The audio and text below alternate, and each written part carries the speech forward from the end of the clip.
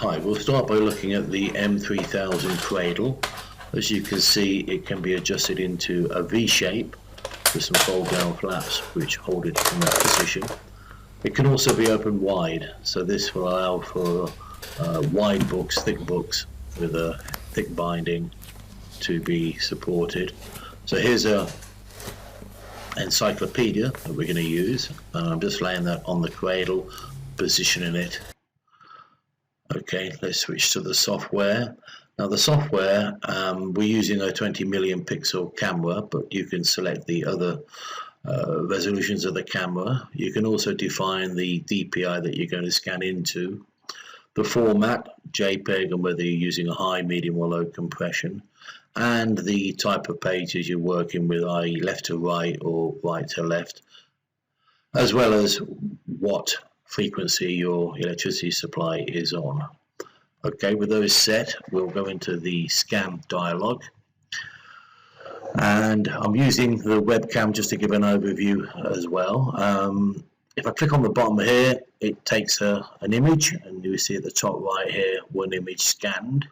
I'm currently scanning in grayscale mode, as you can see, but there are other options, and we're using the curved and dual page option as well, because clearly it's a book. Okay, we'll turn the page, and there's also a foot pedal here, so I'm clicking that with my foot now. You may in the overview image see the fine lines, the red lines, which detect the curvature of the page. So if you look on the webcam picture, as I click, you'll see on the black some red lines. You're not seeing it on the actual screen grab because the system doesn't show it. Okay, what else do we have here? We've got the exposure setting. I can lighten it, darken it, but typically the auto works pretty well for most settings and will compensate for lighter or darker environments that you're working in. Okay, I'm trying to flatten the pages out so that we minimize the curvature. It's not always possible, I know, and I'll show you some alternatives shortly. Now at the moment this is processing. It's processed 3 of the 4 pages. It's doing all the curve correction, the flattening as we work, and here you go, here are the results. So it's split the dual pages into single pages. They're in grayscale, and I can just flick through them now, and you can see the results. Now although we did scan in grayscale, we can actually here click on any of the other options to change the page. So if, for example, you had a color page amongst all the black and white pages, you could just come here and turn that page back into color. Shading, seal, which is a spot color type processing. You see the quality there as I zoomed in. Or typically a binary, which is purely black and white, not so good for photos or diagrams, but certainly gives a good result, as you can see here on the text quality. Okay, some simple commands at the bottom here for navigating around. We'll go back here to grayscale. Now it may well be that this left hand page, the edge of the page hasn't really been processed correctly, so we do have the ability to go into the curve correction tool and make adjustments. So this green line is the center of the book. We can draw the blue lines, which are the curve correction tools that it's using. Here you can click on any of the blue nodes and readjust it. You can slide those around so that they follow the red lines that are underneath, and this is what generates the curve correction. So you can delete the blue lines altogether. You can redraw the lines correctly. Okay, now these pages don't lie exactly flat, as you can see from the original image here. You've got the pages behind them, which can again affect the detection, but yeah, that's improved it slightly. So and of course you can always crop the whole page, which I'll show you later. Having scanned a number of pages, we can then archive them into a PDF or a searchable PDF. We can OCR them just to a text file. You need to first select the images, so we can just select all, and then we can run the OCR engine. Now, it has quite an extensive list of languages that it supports. I'll just browse down here through the list just so you get a brief idea, and you might quickly be able to see the language that you're needing to use. But we're using English. Select the location that we're going to scan into, and I'll put these into the folder where they were captured into. Give the PDF a name. So this is going to be a searchable PDF. Just take a minute or two to go through. Clearly here I've only got 8 pages. So with a larger book, you have to decide whether it's appropriate to do the OCRing on this system, or whether you're going to use an external OCR engine, or you schedule your workload so that the time it takes isn't going to impact a great deal. Okay, so we can open the folder. Here's the PDF, and this should be searchable. Now I'm just going to make sure we're viewing it correctly into your page. Yeah, you can see a little bit of skew on that first page. If we zoom in though, this text should all be pretty legible, and if I try to select it, you can see here that it's now selectable text.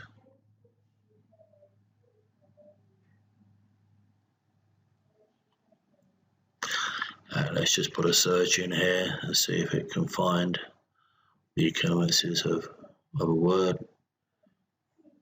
And oops, let's just go back and zoom in it. So yeah, again, more. So pretty good OCRing, pretty good text recognition. Okay, so come out of there. I'm back here. Right, what we can now do is the book should be named batch. We can do a batch delete here. Let's just get rid of those images. Okay, what I'm going to show now is using the thumb removal tool. So basically, the system comes with some thimbles that you can put over your thumbs, and it will allow you to hold the pages flat, and hopefully the thumbs are not captured in the image. So again, using the foot pedal, if you look in the webcam view, as I'm holding the page, you'll see some red lines. These red lines are the ones you saw when we were doing the curve correction, and it's what's used to help flatten the page so that you get a decent image. So I'll just do a few pages here so you just get the idea, and then we'll take a look at how they are processed and what they look like. Now again, there is this slight delay, as you can see on the top right there. It's processed 1 page, so okay, now 2, and then hopefully in a second the 3rd page.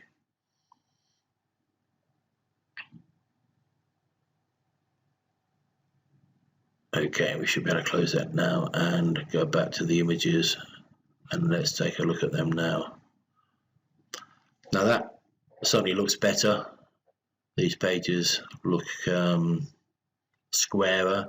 So just by holding the page down, oh, and the clever thing is, of course, you can't see my thumbs. Oh, tiny little bit there, but pretty good.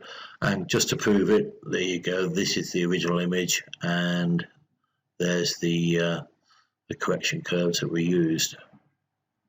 So definitely an improvement using the thimbles. We can adjust images, as you just seen me do here. I've just gone into an adjustment. Typically this is just a straightforward contrast adjustment. We can adjust the background and the foreground. So this is like a white point and black point setting. Not lots you can see on the on that one. Again, terminology a little bit strange, but black point, white point. So again, here the thickness is looking at the textual data, and as you can see, not so much affecting the background, but affecting the text data. Okay.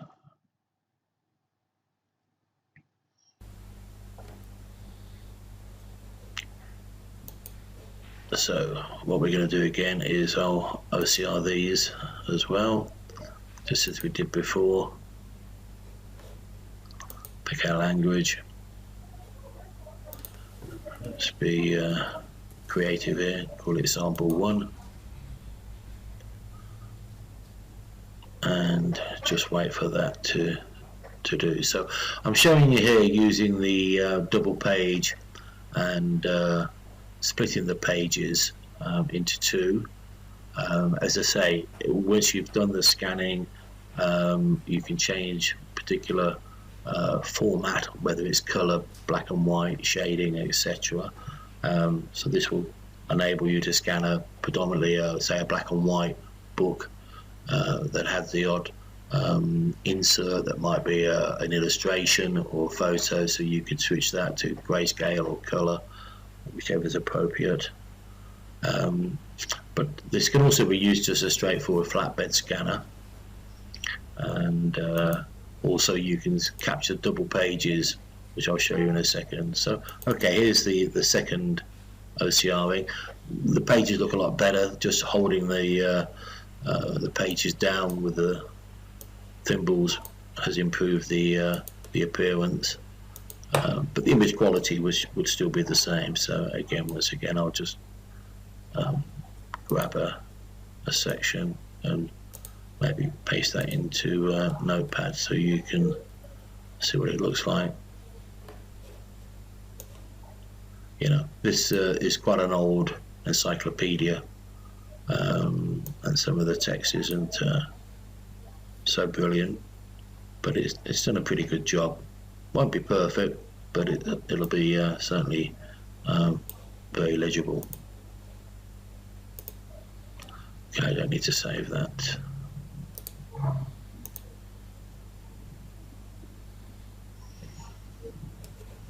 So although you're seeing two pages, they are individual left and right images here. I'm just using Adobe's two-page display, but as you can see, the quality looks pretty good, and it's a good representation of the original book. Okay, let's come back out of that, and I think we might as well delete these as well.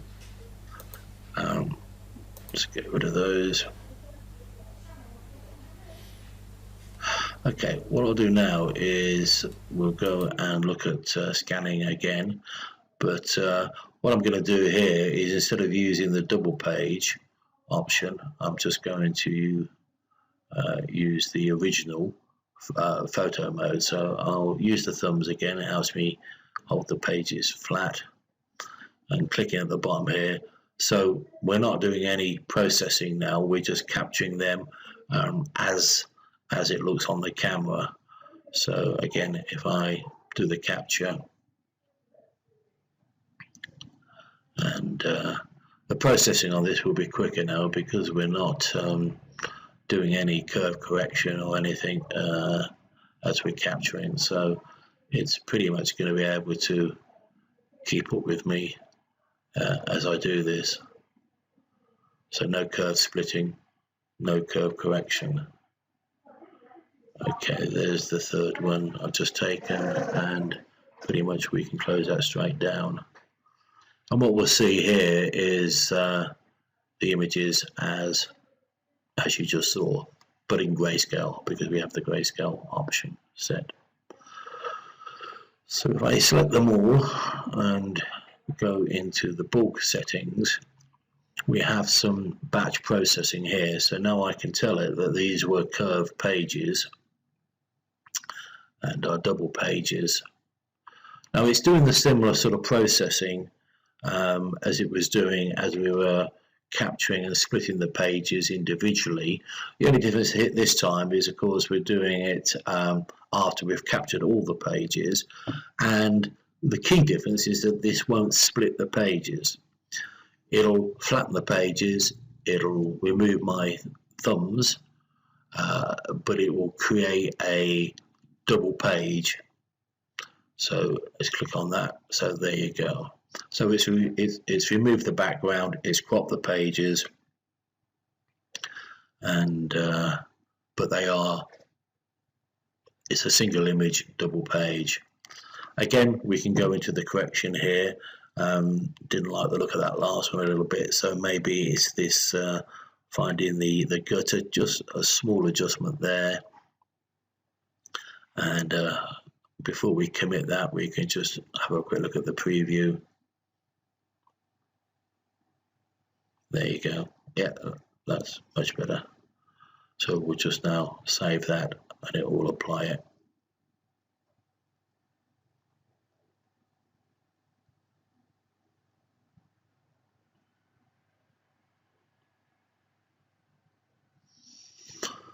Okay, there you go.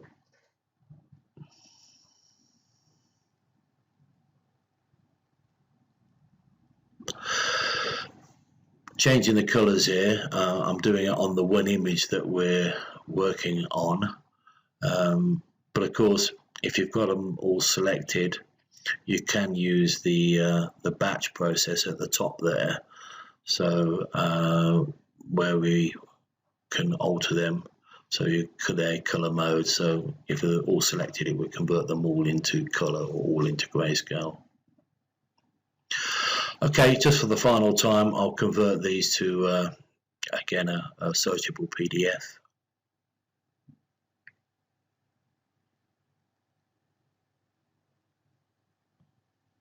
In that bulk option, which, as I say, really should be renamed as batch, you can also select cropping. You can also set resizing pages. If you had double page where you've got two images, again you can set the boundaries and it will automatically crop left and right pages to the new boundaries. So if you've got a decent white margin around the pages, you can come in slightly and crop the pages. This system also works as basically a presenter as well. So if you just want to be doing presentations, it can be used that way. I'll just turn this off because we've got double page viewing, whereas now we really just need to show it as a single page. But again, very legible. If I just zoom in a little bit here, pan around.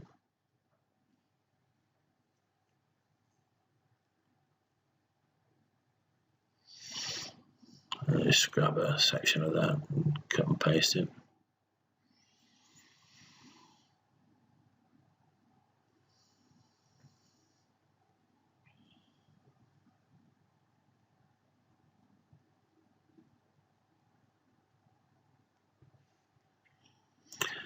Okay, I mean, pretty legible. I noticed on the very first line, instead of it saying off, it says all. But I think if I saw the image, it hardly looks like an F. It looks more like an L. You'll see it in the background as I close this down. Yeah, hardly an F. Okay, I think that concludes everything. Thank you very much.